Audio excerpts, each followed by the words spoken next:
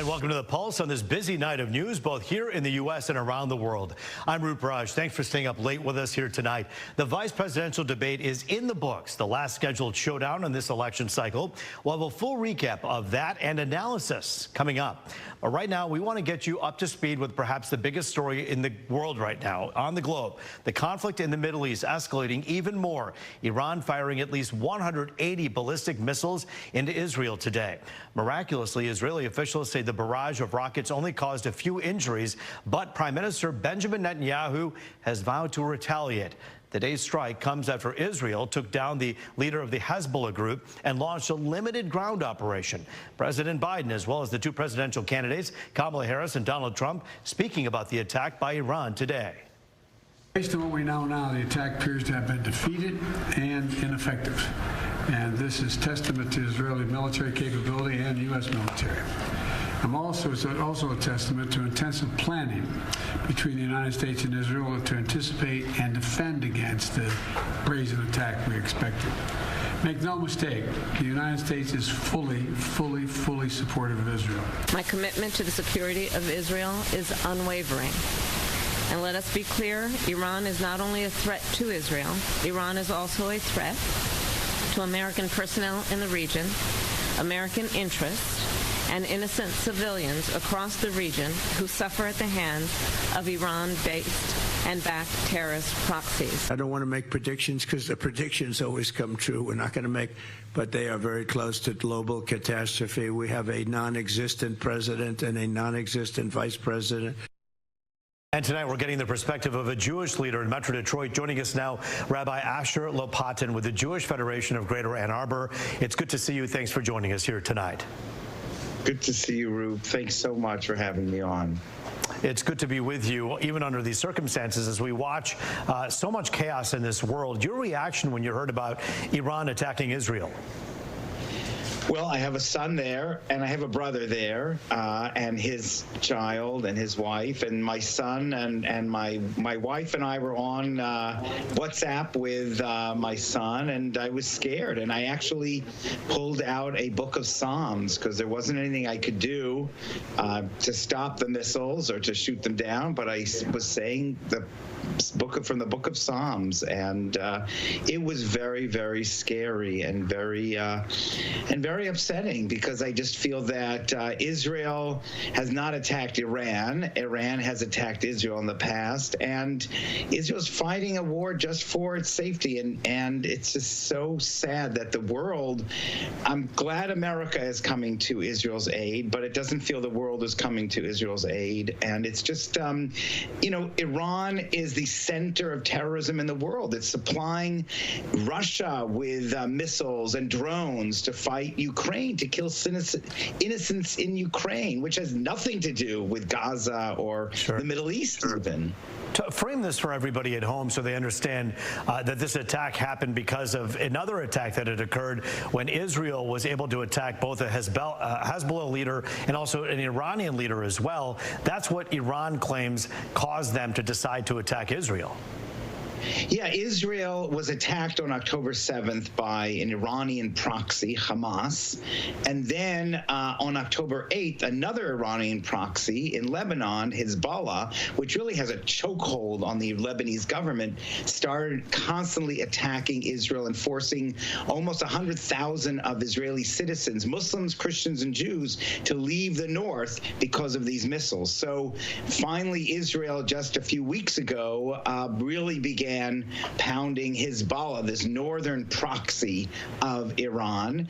And when it killed some of the leaders of this terrorist group, Hezbollah, amongst them were an Iranian IRGC leader, because Iran is paying them and is working with them. And so it's just Israel is now fighting a war on all these fronts. But all these people, the Houthis, which are an Iranian proxy, Hezbollah, all of them are also fighting, and in Iraq and Syria, they're also fighting the United States, and they're also fighting our allies. How concerned are you right now that things in this world, because of this continuing conflict in the Middle East, will get worse before it gets better? Well, I don't think it's good. I think getting better means eliminating the terrorist regime in Iran. I think that's what has to happen. Then we can begin to have a ceasefire, and then Lebanon can get back to normal because Hezbollah will be gone. Then the Palestinians in Gaza can begin to rebuild because Hamas will not have a chokehold on them. But Rabbi, and then does Netanyahu need to do more to try to maintain peace in this world? I think, yes, taking care of Iran. That's what we all have to do more. Both Netanyahu, the Biden administration, the next administration, everyone has to do much more to take care of Iran and free the Iranian people from this tyrannical terrorist government. Rabbi Asher Lopatin, it's always good to see you. Thank you so much for joining us.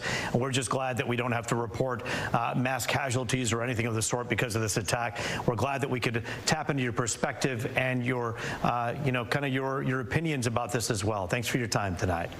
Thank you so much. A real miracle, a real miracle. Thank you. And we're also getting the perspective of Osama Sablani, publisher of the Arab American News. He talked about what he believes needs to happen to stop the conflict. That are taking place. Well, the only country in this world that we live in that can make a difference and can stop this madness is the United States of America. Unfortunately, our administration, the Biden-Harris, is partner in the crimes that have been committed with Benjamin Netanyahu and his right-wing government. We give them the F-35, the bombs, the 2,000 pounds bombs to kill and destroy, people and their properties. Look, in Lebanon, more than 2,000 people were killed in the last week and 10,000 injured only in 2 days. And in Palestine, in Gaza, 41,000, more than 41,000 killed. Majority of them are children and women. And no one is stopping. October 7th is only a few days, 6 days away. That marks 12 months of fighting, 12 months of bombing, 12 months of killing. The United States is positioned to really end this conflict, but there is no will. It's a complicated topic and one that requires us to, of course, focus on everybody who may be affected by this. And so we try every single night to do just that. This attack comes just 6 days, as you just heard, before the one-year mark since Hamas attacked Israel, sparking the whole war in Gaza. So now to what you just got done watching within the last hour, the vice presidential debate. This is the last scheduled debate in the presidential race, just 35 days before Election Day. The debate between J.D. Vance and Tim Walz had a lot fewer personal insults between the two candidates than the one between VP Harris and former President Trump. The night started off with the two candidates discussing the situation in the Middle East and how both of their running mates will handle the situation should they be elected. What we've seen out of Vice President Harris is we've seen steady leadership. We've seen a calmness that is able to draw on the coalitions to bring them together. Understanding that our allies matter. When our allies see Donald Trump turn towards Vladimir Putin, turn towards North Korea, when we start to see that type of fickleness around holding the coalitions together, we will stay committed. And as the Vice President said today we will protect our forces and our allied forces, and there will be consequences. We have to remember that as much as Governor Walz just accused Donald Trump of being an agent of chaos, Donald Trump actually delivered stability in the world, and he did it by establishing effective deterrence. People were afraid of stepping out of line.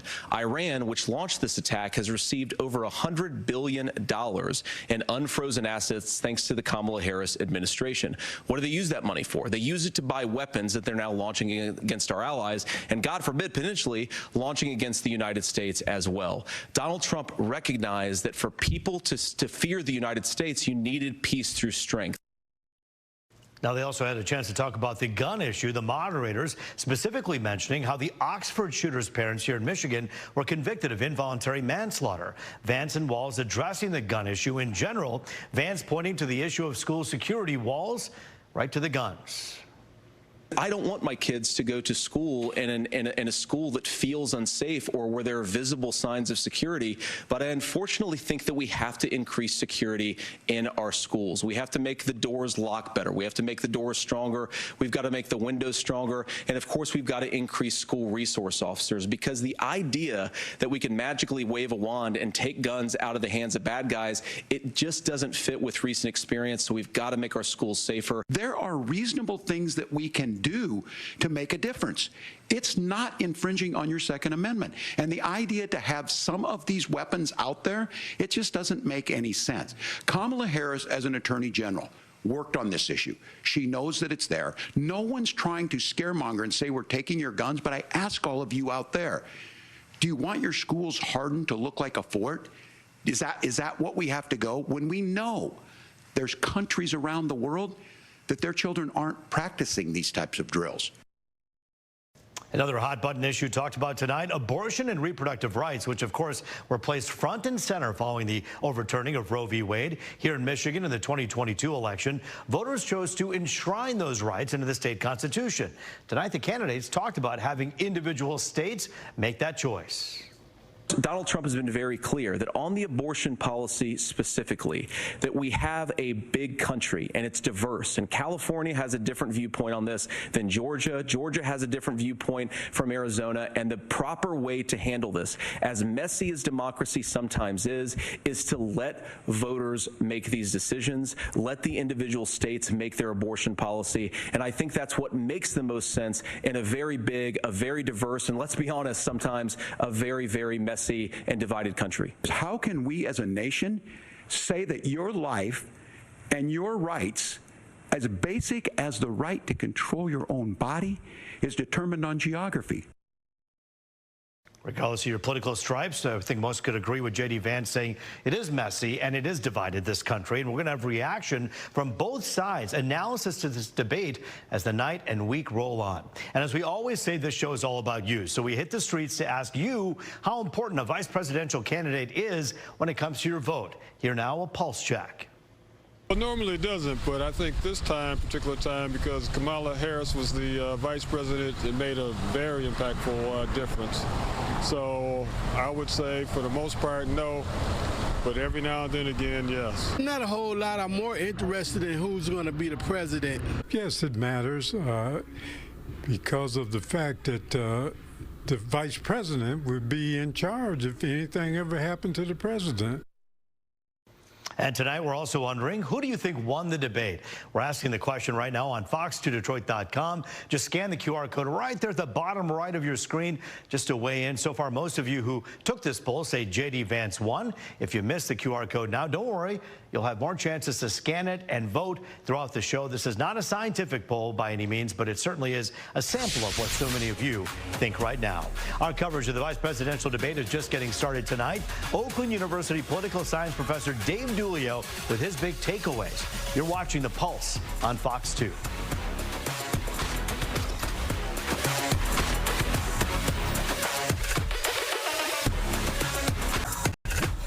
All right, my friends, back now on The Pulse, diving deeper into tonight's vice presidential debate. Staying up late with us today, a guy who you know very well, of course, the guru of all things politics in this town, Oakland University political science professor Dave Dulio. Good to see you, Dave. Thanks for joining us here tonight. Thanks for having me back. All right, you had a good chance to watch this. Hey, look, you know, your bosses watch you on TV. My bosses watch me on TV every day. If you're J.D. Vance's boss and if you're Walz's boss, Trump or Harris, are you happy with their debate performance? Let's start with Vance. What do you think? What do you think about the way he did? I think Donald Trump and the Trump campaign is ecstatic with J.D. Vance's performance tonight. I think he was calm, he was cool, he was prepared, and he did what he had to do, I think, tonight in terms of going after the record of Vice President Harris and defending the record of his running mate, Donald Trump.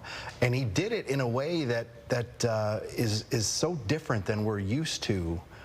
It seems like these days in politics. It was a civil, substantive discussion tonight. Did you say a what? A civil crazy debate? To say it. It was unbelievable. It really was. Okay, so to be fair, let's go to Walz. And Walz too. I think the Harris campaign is going to be really happy with his performance. I think that he did his job, right? He went after. He was the attack dog, and he drove home on some important points about specific issues that the Harris campaign wants to highlight. So good night for both of them. And I'll tell you, even the prior vice presidential debates that we've seen in the last few elections have been much more ruckus, much more rough than this one. This is the first return that I've seen since perhaps 2008 where you had some civility and you actually had two candidates who on many occasions agreed with each other. I had the same reaction. I think that it gives us hope, right? That these folks who are battling it out on the campaign trail and don't agree on much, but they actually found, it seemed, some common ground tonight.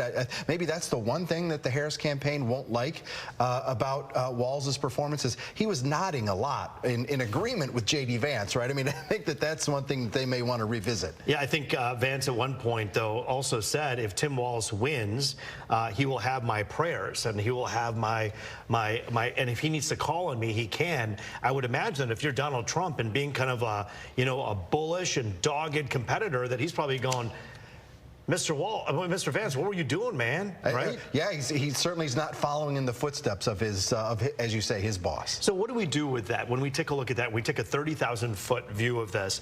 Donald Trump and Kamala Harris are going to be Donald Trump and Kamala Harris.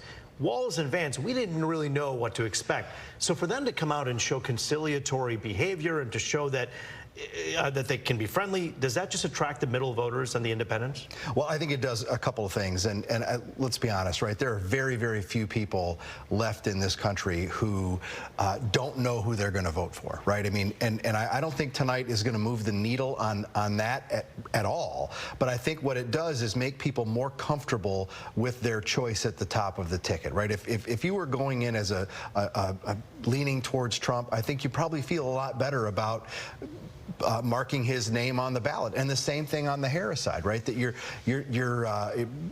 got that comfort level, you've got that reassurance almost that hey, they've got running mates that can handle the job. And you do a lot of events at Oakland University that have political discourse. When you look at how this thing was moderated, the CBS News folks said we're not going to fact check you. You have to fact check each other. Do you think that the format worked, and do you think that that actually happened? I think it worked pretty well. I think that there was less banter between the candidates and the moderator compared to the presidential debate. Now, some of that's because of the candidates and their approach, but I think it worked out pretty well. And my only criticism is that again tonight we see the moderators ask questions, pointed questions, and the candidates ignore the question and they answer with whatever they want.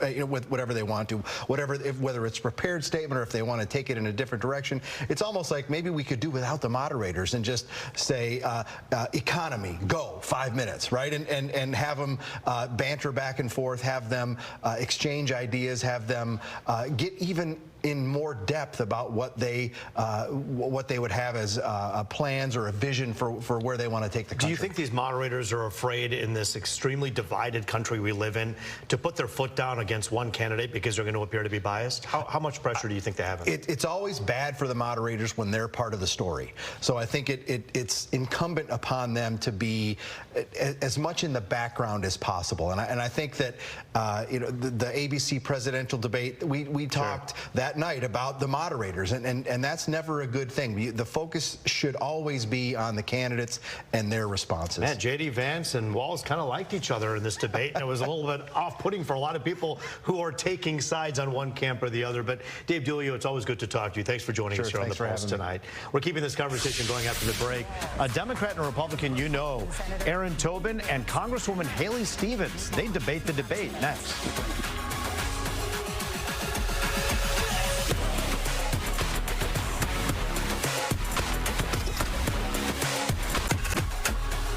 All right, back now on The Pulse, keeping the conversation going about the vice presidential debate, and we've got an all-star panel ready to break it all down, even at 12:15 a.m. Oakland County Republican Party Executive Board member Aaron Tobin is in the studio with us, and live via Skype, Congresswoman Haley Stevens. We thank you both for staying up late with us. It's good to see you both tonight. Thank you.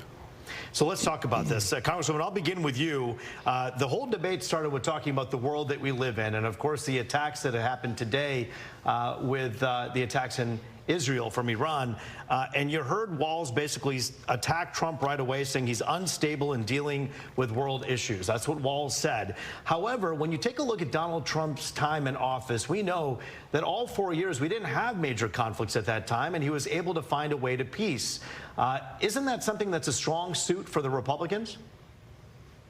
Well, look, what's happened in Ukraine and what has happened to Israel is incredibly tragic, and I completely reject the notion that those events happen because of United States leadership. And in fact, it was President Biden's leadership alongside Vice President Harris that brought together world leaders to stand up to Russia, to implement these sanctions and the SMART treaty. As for Israel, the U.S. has continued to be a very consistent and non-polarizing figure on the world stage, supporting Israel, providing aid to Israel, making sure that they are crystal clear that Israel has a right to defend themselves. We have terrorists, Iran-backed terrorists, that are constantly attacking a democratic ally that is a key trade partner of the United States. Excuse me, but do you trust that Donald Trump can handle some of these bullies of the world better than, let's say, Kamala Harris? Well, what I remember is Donald Trump calling Kim Jong-un of North Korea Rocket Man via Twitter, and causing a lot of chaos and confusion as it relates to foreign policy, upsetting allies over in Europe, particularly as we were looking to bolster NATO as Russia was getting ready to attack. So he can sit there in his perch and say, oh, everything was fine and dandy, when in fact a global pandemic broke out. He had no plan. Over 1 million people died. He threatened our governor with not providing her the supply she needed because he didn't like her tone or something along those lines. I mean, the world was, in my opinion, a lot more discursive and unprepared under Donald Trump's leadership, and I don't want to go back to that. Congresswoman Stevens, thank you. We're going to get back to you in a minute with some other important issues. Aaron Tobin is a Republican. You heard what the world view was when it comes to Donald Trump or under Kamala Harris. What did you get out of that part of that debate tonight? It's historical fact. You saw how the world behaved and how we had peace under President Trump.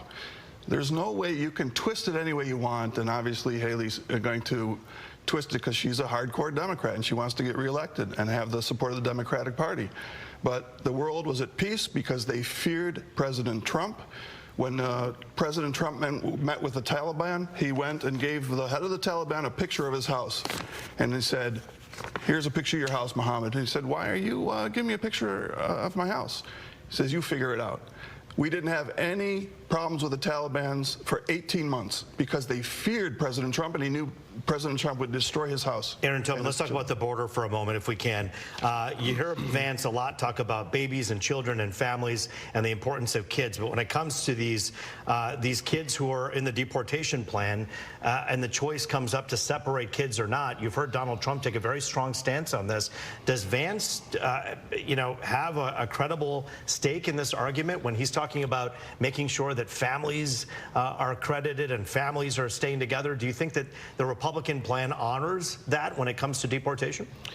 I think that when Vice President-to-be Vance mentioned the 325 children that were misplaced, that should be what we were talking about, how these children are missing. They're maybe sold as sex slaves. They're mules for drug transportation. These 325,000 children, who's going to talk for them? Who's going to defend them? Let's find these kids. Let's worry about the people that are breaking our laws, that are murdering innocent Americans, people that have criminal records that are here. That's what Vance said. Let's talk. But deporting the 25 million illegals in the process, how do you do that without breaking up families? I think we need to see that when he's in office. And first, we're going to start with the people that are breaking laws the worst. They should be out right away. And then see, I think the Republican Party is a compassionate party. They don't want to separate families needlessly. But we have. You think Trump believes that? I do believe that. Absolutely. I want to get to Haley Stevens. We only have a few minutes. Let's talk about the economy here. Mr. Walz was talking about the idea that Kamala Harris has about the new homes, the down payment assistance. All of this is to, what he says, help the economy because ultimately you save money in the long term by making these investments. Do you think that the price tag on a package like that would simply be too much and send us into an inflationary spiral again?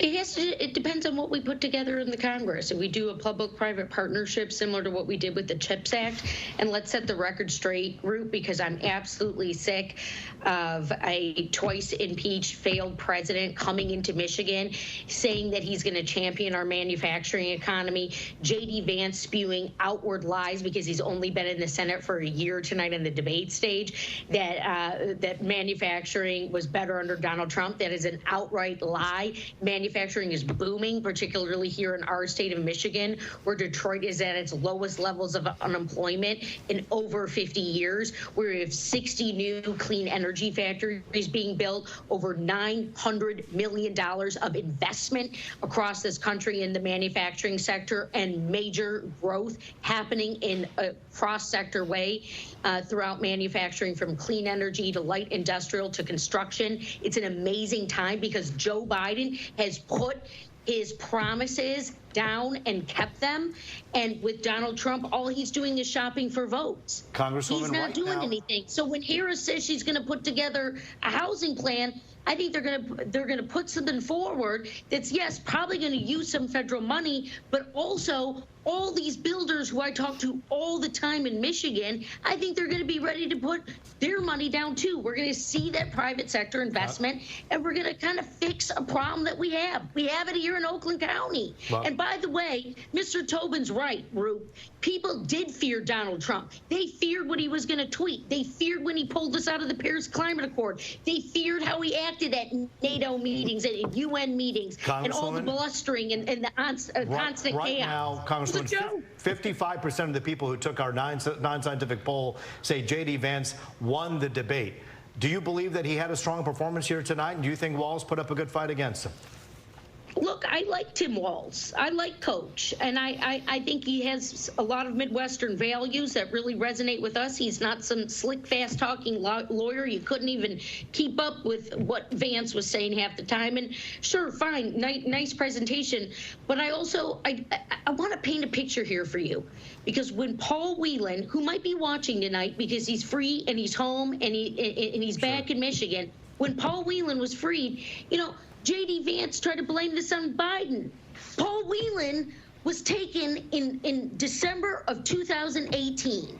This crossed two administrations. Sure. J.D. Vance didn't know that because he's only been in the Senate a year. But the guy's not ready to be vice president. With all due respect, you said a slick-talking lawyer versus a regular person. That's how some people claim that the Kamala Harris-Donald Trump debate went in terms of her smooth performance and his abilities relative to that. So I'm going to ask our colleague here, Aaron Tobin, the same question, which is, how do you think the debate went, and who do you think won? Well, it's funny that Haley Stevens is so outraged by lies when the $25,000 scam is a lie. It won't happen. And she's not giving people $25,000 for a down payment. It has come out that you get the $25,000 from somewhere, and then years later, they're going to refund that money. Listen, Aaron and Congresswoman, this is very much a campaign promise, kind of like the campaign promises of saying we're not going to tax on tips that Donald Trump first made in Las Vegas and Kamala Harris then echoed. So we know that a lot of these things are promises, but who won the debate? We only have a few seconds left. I think Vance did an excellent job. I think both people did enough where their parties and their campaigns are not going to be upset with them. But I think Haley said that she had a hard time understanding Vance. I think the American people clearly understood Vance, especially when he talked about gas, groceries, and housing, being through the roof, which is a direct problem that was caused by Harris. I think Walz said, I don't think Senator Vance and I are that far apart. She said that a few times. You heard Vance say, if Tim Walz wins, he will have my prayers. I think the two of these men showed us that perhaps we could be a little bit closer together when it comes to being Americans than we are apart right now. But I want to thank both of our panelists, Congresswoman Haley Stevens, a passionate advocate for the people of Michigan, a Democrat and a proud one, and Aaron Tobin, a proud Republican who believes in the virtues of this country. Both of you are very gifted, and we thank you both for joining us here tonight. That is the Pulse for tonight. Battleground with SE Cup is next. I'm Root Barrage. Thanks for watching. We'll see you next time.